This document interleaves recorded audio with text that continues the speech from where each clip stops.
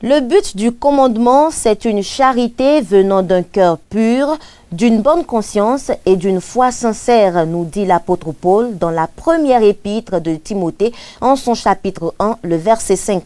C'est donc avec cette exhortation à la charité envers notre prochain que je vous retrouve pour cet autre rendez-vous de l'information sur Espérance TV. Au sommaire donc de ce journal.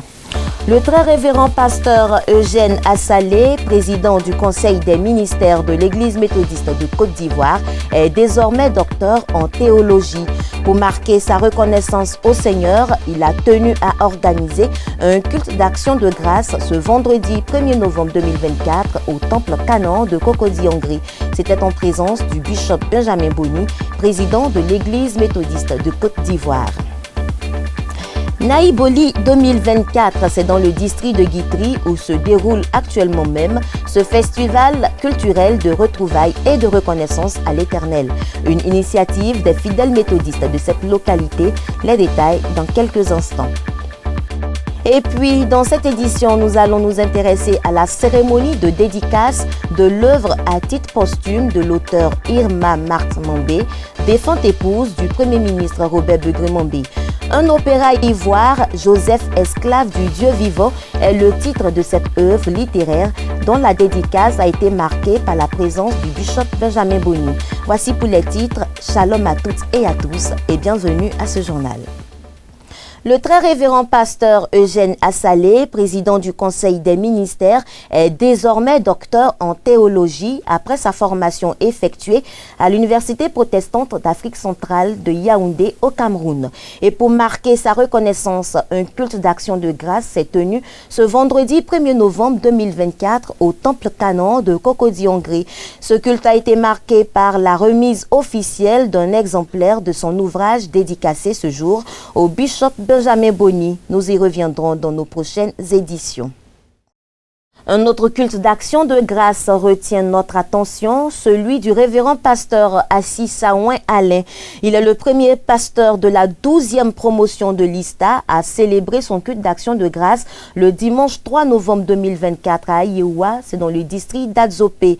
Le paralytique restauré, c'est ce thème extrait de Jean chapitre 5, le verset 6 à 9 qui sera développé à ce culte pour lequel il invite le peuple de Dieu à y participer massivement. Père, envoie le Saint-Esprit sur Assis Saouin Alain Patrick. Nous sommes à un stade où nous devons tenir ce culte d'action de grâce le dimanche 3 novembre 2024, bien entendu, à la place publique d'Ayewa. Ayewa, c'est circuit d'Acoupé, district d'Adzopé. Nous sommes ici pour inviter tout le peuple de Dieu à faire massivement le déplacement à Ayewa. Nous sommes le premier pasteur du village et au niveau de la promotion, c'est nous qui ouvrons la série des cultes d'action de grâce. Donc nous attendons du monde, au moins 1000 personnes. Par rapport à l'hébergement, il suffit juste de vous signaler et qu'on vous prend en compte depuis samedi soir jusqu'au dimanche. Je pense que nous sommes tous invités à prendre part à cet événement de taille. Le pasteur n'est pas le seul à dire merci à Dieu. C'est pourquoi il invite ses parents, il invite ses connaissances, il invite ses fidèles partout où il est passé pour exercer le ministère.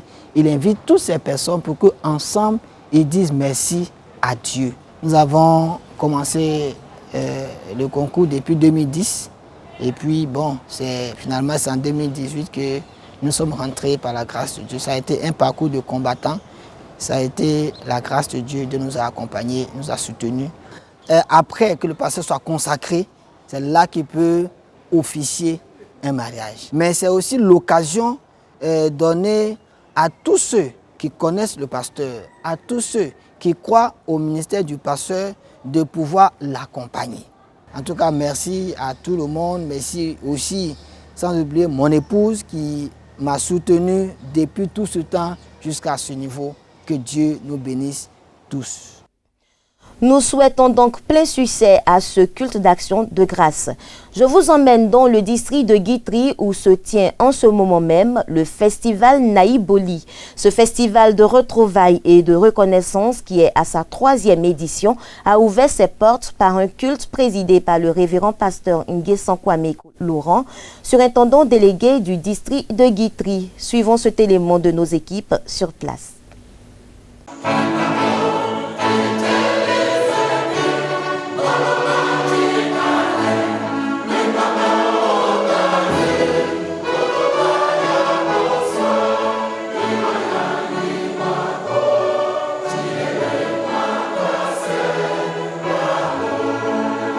En vertu des pouvoirs qui me sont conférés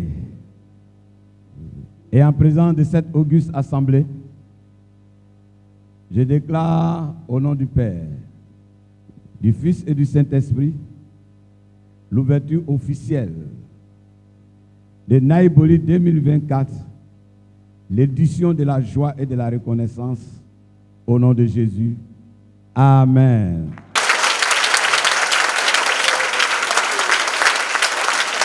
Avant de lancer officiellement ces activités de Naïboli 2024, le surintendant délégué du district de Guitry a tenu à préciser au cours de ce culte d'ouverture le contexte de ces journées de retrouvailles.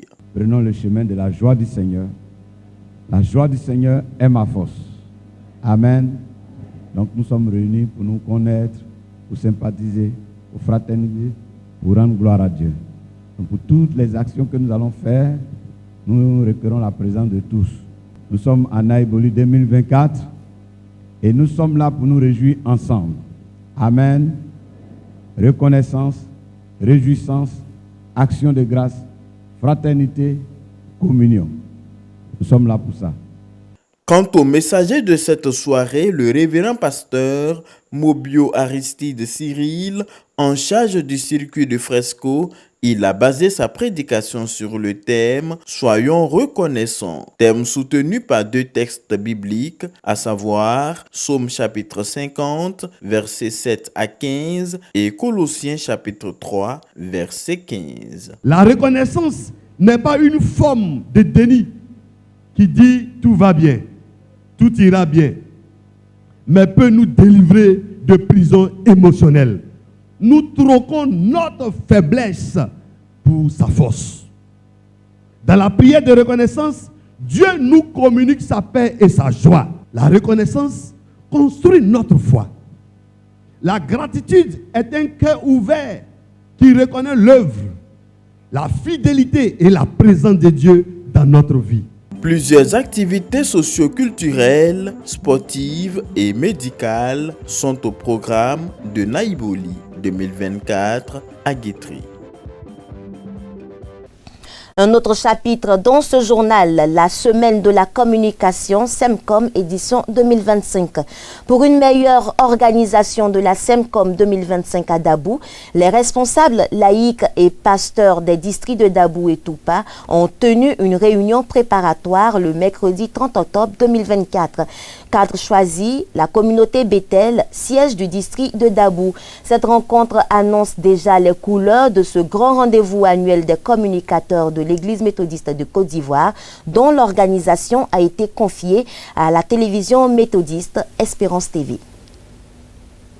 Qui veut voyager loin ménage sa monture, dit l'adage. Afin de mieux organiser la semaine de la communication 2025, SEMCOM, dans le district ordinaire de Dabou, les responsables du district et ceux du district de Toupa, pasteurs et laïcs et les communicateurs de la région se sont retrouvés afin de réfléchir sur cette activité majeure de la Direction générale de la communication de l'Église. Une réunion présidée par le révérend pasteur Séri Toussaint, représentant le surintendant de Dabou, très révérend pasteur Isaac Akanobu. À l'ordre du jour de cette séance de travail, Le choix du lieu pour la prochaine SEMCOM, l'hébergement des délégués, l'appréciation des atouts touristiques, sociaux et économiques du département de Dabou. Nous avons un autre challenge, c'est de nous préparer aussi à accueillir la conférence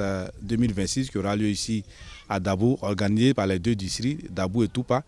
Et donc pour nous, la SEMCOM est un tremplin pour que nous puissions mettre déjà à profit les quelques éléments organisationnels que nous avons pour pouvoir les corriger, les affiner, pour que aussi la conférence 2026 soit aussi une conférence qui connaisse une réussite totale. Nous demandons à tous ceux qui sont donc méthodistes de se donner rendez-vous à Dabou pour cette SEMCOM qui sera particulière. Cette réunion de mise en commun sonne déjà la mobilisation des fidèles de la région des Grands Ponts. En tout cas, ça a très bien commencé. J'ai lancé un appel à toutes les populations du district de Dabou et de Toupa pour que chacun à son niveau s'apprête. Parce que la SEMCOM, c'est au moins plus de 400 délégués qui viendront sur nos terres.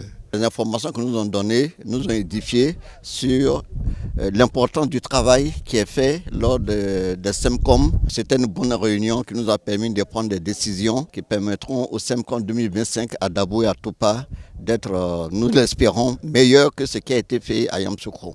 Principal organisateur de la Semaine de la Communication 2025, Maxime Zobo, directeur de la télévision méthodiste Espérance TV, a donné les orientations aux participants afin de réussir le pari de la communication et de l'évangélisation. Nous avons initié cette rencontre pour que les communicateurs, les pasteurs et les laïcs des deux districts de Toupa et de Dabou soient mobilisés. On a eu à parcourir ensemble la feuille de route. Dès maintenant, nous prenons un élan qui puisse nous permettre de réussir cette activité majeure au niveau de la Direction générale de la communication. Cette rencontre constitue le point de départ des activités de la Semaine de la communication. Une autre réunion est prévue dans le mois de décembre 2024 pour une mise au point. Puisse Dieu conduire Espérance TV et la Direction générale de la communication dans l'organisation de la Semaine de la communication en 2025. Je vous l'annonçais en début d'édition, la dédicace à titre posthume de l'œuvre littéraire Un opéra ivoire, Joseph, esclave du Dieu vivant. C'est une pièce théâtrale écrite par Irma Marthe Mambé, défunte épouse du Premier ministre Robert Begré Mambé. La dédicace s'est faite le 30 octobre 2024 en présence du bishop Benjamin Boni. On regarde. Un opéra ivoire, Joseph, esclave du Dieu vivant, tel est l'intitulé de l'œuvre littéraire qui a rassemblé des têtes couronnées, la crème des membres des hautes institutions, de l'élite, de la vie religieuse et d'un parterre de personnalités de notre nation.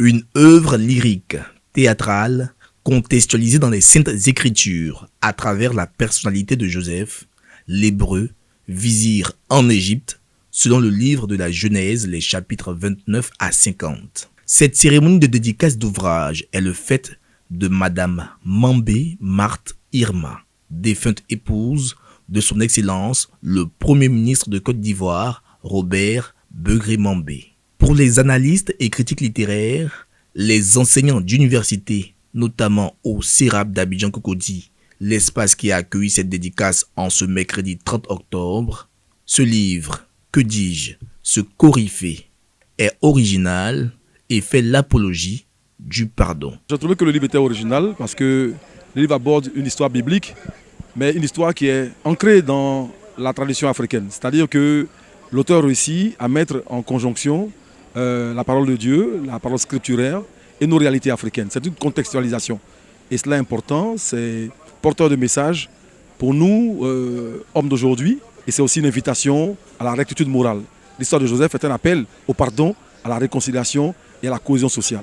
Les mises en scène, la coloration musicale, teintée de déclamation de quelques phrasés du livre Joseph, esclave du Dieu vivant, ont délecté l'auditoire qui s'est empressé de se le procurer. Pour moi, c'est un livre plein de sens.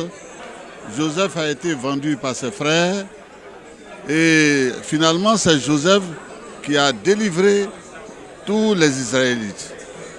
Donc nous pensons que c'est une bonne histoire et que vraiment ce livre-là soit parcouru par tout le monde et que vraiment le pardon, le grand mot, le pardon de Joseph soit amplifié sur toute la Côte d'Ivoire, surtout. L'ouvrage en lui-même me permet de revivre l'histoire de Joseph dans la Bible et renforce ma foi de ce que on peut partir des difficultés pour être dans la gloire et que beaucoup de croyants et non-croyants puissent saisir l'occasion de lire cet ouvrage. Pour le bishop Dr Benjamin Boni, président de l'église méthodiste de Côte d'Ivoire, illustre invité de ce rendez-vous à la fois littéraire et honorifique, au-delà d'une histoire relatée, c'est une réflexion introspective, inspirante. Et de l'amour de Dieu qui a scintillé à travers Joseph nous amène à réfléchir sur notre vie. Comment chacun de nous doit, par la puissance du Saint-Esprit, s'appliquer dans tous les aspects de sa vie à promouvoir la vie. Veuille le Seigneur nous donner par le Saint-Esprit cette force, qu'il nous pardonne, parce que nous n'œuvrons pas toujours dans ce sens, qu'il nous pardonne et qu'il nous aide par son esprit à œuvrer comme Joseph. Vous voyez, il aurait pu s'inscrire, n'est-ce pas, dans la vengeance. Nous devons absolument être attentifs à la volonté de Dieu qui nous demande de travailler à promouvoir la vie. Séduit par la beauté et la prolixité de l'auteur Mambé Marthe Irma, le Premier ministre ivoirien donne l'origine du livre, non sans faire l'hommage des valeurs qu'elle incarnait, transcrit dans ses écrits. Après que moi-même j'ai fait un sermon à l'église sur la vie de Joseph. Ce jour-là, j'ai pris mon temps pour bien décortiquer. Et à la fin, le dimanche après le culte, elle m'a dit tu l'as tellement bien expliqué que moi, je vais écrire un livre là-dessus. Au-delà de ce livre, il y a deux thèmes qui lui tenaient particulièrement à cœur. Le pardon et ensuite la cohésion sociale. Dans un autre ouvrage, elle a mis en scène plusieurs acteurs, des frères du Nord, des frères du Sud, de l'Est, de l'Ouest.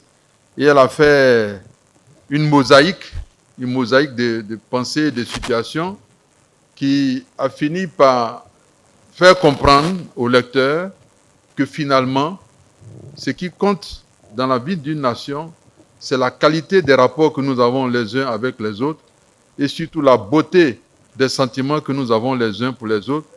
Parce qu'au ciel, Dieu ne connaît ni nord, ni centre, ni sud, ni est, ni ouest, ni parti politique, ni quoi que ce soit.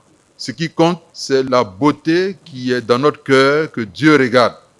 Et dans cet ouvrage, elle a pris le temps de décortiquer. Moi-même, j'ai relu plusieurs fois l'ouvrage et je pense qu'elle a été au fond de sa pensée et ça reflétait exactement ce qu'elle avait comme sentiment et comme formation spirituelle. 31 octobre 2021, 31 octobre 2024, voilà 3 ans que Dame Begré, épouse Mambé Djedji Marthe Irma, s'est endormie dans la paix du Seigneur, laissant à sa suite un héritage à la fois littéraire et spirituel à toute une génération. Et puis, le Palais de la Culture de Treichville a abrité un grand événement cette semaine. Il s'agit de la cérémonie d'investiture des nouveaux académiciens qui rejoignent le cercle des immortels de l'ASCAD, l'Académie des sciences, des arts, des cultures d'Afrique et des diasporas africaines. Parmi ces éminentes personnalités, le professeur René Nyalega, président de l'Université méthodiste de Côte d'Ivoire, Emmanuel Abalé nous en dit plus. L'Académie des sciences, des arts, des cultures d'Afrique, des diasporas africaines, en abrégé ASCAD, a procédé à la cérémonie d'investiture de nouveaux académiciens le mardi 29 octobre 2024 à la salle Christian Latier du Palais de la Culture d'Abidjan-Treichville. En présence des têtes grises et des présidents d'institutions ivoiriennes, ce sont 7 personnalités ivoiriennes du monde des lettres, des sciences et de la culture qui entrent dans le cercle des immortels, comme le superlatif ascadien le désigne. Vous êtes 7 élus, comme les 7 merveilles du monde. Le nombre 7 est également lié à de nombreux cycles naturels et à la perfection pour faire de vous un nombre d'élus parfaits pour occuper les sièges laissés vacants dans 3 domaines de l'Académie. Au nombre de ces personnalités cooptées par l'ASCAD scintille le professeur Nyalega Makagnon René, président de l'Université méthodiste de Côte d'Ivoire. Par ailleurs, enseignant-chercheur, fonctionnaire, poète, poéticien, grand manager et humaniste, comme l'a décrit Maître Werewere Liking, grande artiste et dame de la culture. Doctorat unique en poésie française avec mention très honorable à l'Université Paul Valéry de Montpellier 3 en 1991. 1993 à l'Université de Savoie, Centre de recherche imaginaire et création. Fonctionnaire pendant des années au ministère de la Culture, Makagnon Nyalega enclenche dès juin 2000 sa carrière professionnelle d'enseignant-chercheur, passant par l'Université de la Sorbonne, Paris 4, OPEF et URF.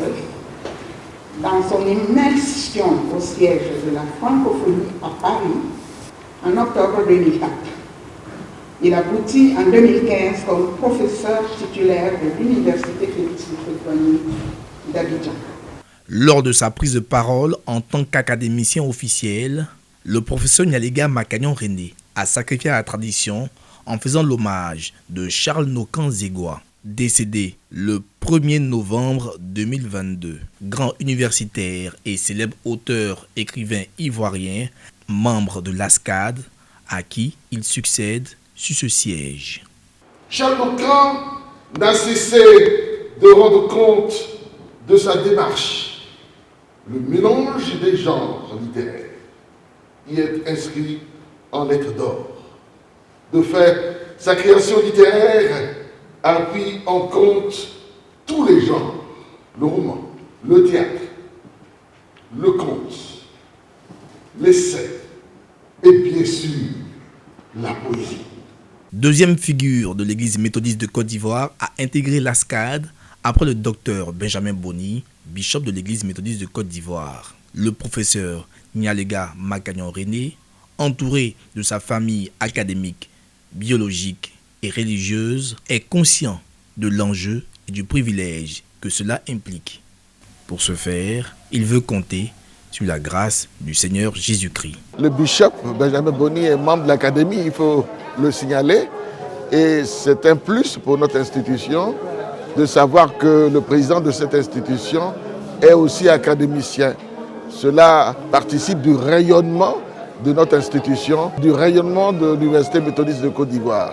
C'est un moment très important dans la vie d'un homme que d'être investi comme académicien. Mais la tâche est difficile parce qu'il faut pouvoir maintenant apporter sa contribution au sein de cette académie dans le domaine des arts et de la culture. J'espère qu'avec ma modeste expérience, je pourrai apporter quelque chose à cette académie qui est très prestigieuse, vous avez vu. Donc c'est très sélectif et la tâche n'est pas facile. L'Académie des sciences, des arts, des cultures d'Afrique et des diasporas africaines, ASCAD, a été créée le 1er septembre 2003 à Abidjan. C'est une institution culturelle ivoirienne ayant pour objectif de contribuer au développement et à l'influence des sciences, des arts, de la culture africaine et celle de la diaspora africaine. Elle vise également la croissance économique et le progrès social. Félicitations aux nouveaux immortels qui sont des valeurs sûres pour notre nation. Les activités de sensibilisation autour d'Octobre Rose se poursuivent. Dans la région du Haut-Sassandra à Gadouan, une campagne de prévention et de dépistage des cancers du sein et du col de l'utérus a permis d'informer les populations sur les implications de ces maladies. Emmanuel Abalé.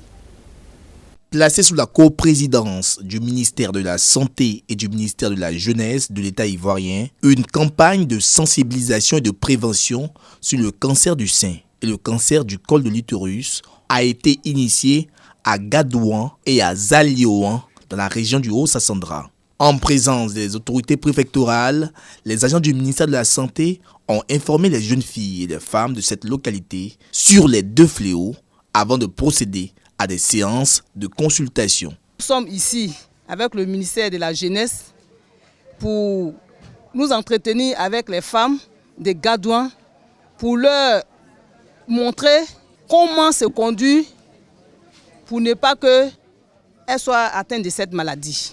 Pour le cancer du sein, nous faisons le palpé, c'est-à-dire que nous touchons les seins. Et si nous trouvons un nodule, si l'aspect du sein a changé, s'il y a un liquide qui coule dans le sein, parce qu'il y a un écoulement aussi de liquide dans le sein, il y a plusieurs signes au niveau du sein. Le dépistage est gratuit. Qu'elles se rendent dans les sites de dépistage, il y a 5 sites de dépistage à Daloa. Il y a PMI, il y a le CHR, il y a l'IBF, il y a Kennedy, il y a Garage aussi. Voilà, voici les différents sites de dépistage du cancer du col. Montrant leur adhésion à booster hors de leur corps et du village ces maladies, les femmes de Gadouan et de Zalioan n'ont pas caché leur satisfaction. La formation est très bien pour nous, c'est une bonne formation. Ce que moi je cherchais là, c'est ce qui est là. Sensibiliser les femmes. L'hôpital est là pour nous servir. On n'a qu'à aller vers les infirmiers, les docteurs pour qu'on soit surveillés.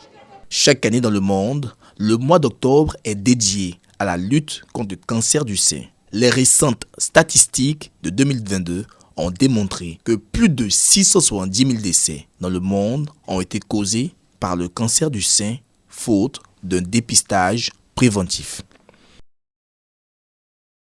Hors de nos frontières, en Espagne, au moins 150 personnes ont perdu la vie après les récentes inondations qui ont laissé de nombreuses régions sous les eaux. Les secours continuent des recherches pour d'éventuels survivants et soutenir les victimes. Les habitants de la région de Valence se sont réveillés jeudi devant des scènes de dévastation, après de gigantesques crues soudaines qui ont fait au moins 95 morts et ravagé plusieurs communes. Le bilan devrait encore s'alourdir dans les jours à venir, alors que les recherches se poursuivent pour retrouver les nombreuses personnes toujours portées disparues. Il s'agit de la pire catastrophe naturelle en Espagne depuis le début du XXIe siècle. Des épaves de voitures et de camions s'empilent le long des autoroutes et une épaisse couche de boue recouvre les rues, tandis que les militaires espagnols continuent à déblayer les zones inondées. Plus d'1 millier de soldats se sont joints aux secouristes locaux ces derniers jours pour rechercher des corps et des survivants. Dans l'est et le sud de l'Espagne, des milliers de personnes ont été privées d'eau et d'électricité. Et certaines zones sont toujours coupées du monde, les routes étant bloquées et les lignes ferroviaires interrompues. Le gouvernement espagnol a décrété 3 jours de deuil national à partir de jeudi, en hommage aux victimes des inondations. Retour en Côte d'Ivoire pour nous intéresser au projet Atiéké, une initiative de l'Église méthodiste de Côte d'Ivoire qui s'inscrit dans le cadre de la sécurité alimentaire. Et c'est dans la rubrique Flashback.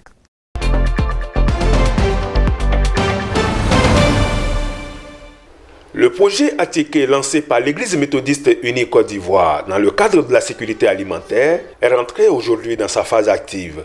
À cet effet, l'Église a prévu la construction de 2 unités de transformation de manioc en Atiéké pour impacter 18 à 20 000 personnes. La première à Atengué dans le district d'Anyama et la seconde à Moronou dans le district missionnaire de Yamoussoukro. Pour ce qui est de l'usine d'Atengué, les machines sont déjà installées. L'unité est composée des parties suivantes. On a un broyeur, on aura aussi un essoreur pour essorer la pâte. On aura ensuite un semouleur pour la production des semoules. Et il y aura aussi une serre de séchage pour le pré-séchage des semoules avant la cuisson. Et donc enfin il y aura deux cuiseurs qui vont permettre donc de cuire vos semoules. Donc avec cette unité là vous allez pouvoir en vous organisant convenablement produire jusqu'à 2 tonnes d'Atiéké en une journée. Par ce projet Atiéké, selon Nathan Kofi, directeur de l'ONG méthodiste Réservoir des Siloués, qui le conduit, La direction de l'église voudrait appeler tous les fidèles au travail et à consommer le produit qui sortira de ces usines. Son Éminence, le bishop Benjamin Boni, depuis 2009, a lancé le concept « Une église, un projet ». Et juste pendant 10 ans, l'église est restée dans cette dynamique. Aujourd'hui, des projets qui fédèrent toute la nation, toute l'église sont aujourd'hui mis en marche. Dans nos analyses, dans nos estimations des coûts, sur la base de 1000 temples, nous avons pris les 200 églises majeures pour faire une étude, pour regarder le comportement de la consommation des repas pendant les fêtes des moissons, pendant les sorties de Galilée, au niveau des conducteurs, au niveau des femmes. Mais tout le monde mange à l'église méthodiste. Et sur la base des 200 églises, et en nous appuyant, n'est-ce pas, sur des études prospectives, nous sommes aperçus qu'à minima, chaque église dépensait au moins 10 millions par an pour le repas. Et quand on prend les 200 églises, cela fait 2 milliards par an pour les repas. Et sur les 10 ans pendant lesquels Bishop a parlé, cela fait au moins 20 milliards que nous, méthodistes, avons dépensé dans le repas pendant 10 ans. Et l'Église donne cette fois-ci une opportunité, à travers le JBGM, à travers la direction de l'Église, de consommer nous-mêmes ce que nous produisons. Tout le projet Attiqué. Tout le matériel roulant devant servir à la collecte du manioc dans les champs et à la distribution de l'attiqué dans les marchés a été présenté au bishop et à toute l'église. L'inauguration de l'unité de transformation de manioc en attiqué à Atengue, dans le district d'Anyama, est prévue pour le 11 janvier 2020.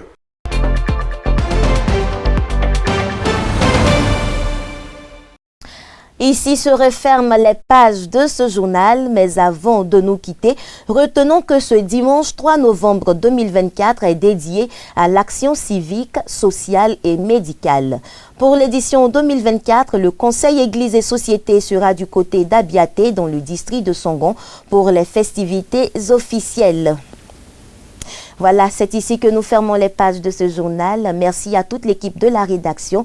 Merci à vous également de nous avoir suivis. Le programme continue sur Espérance TV. Agréable week-end. Dieu vous bénisse. À bientôt.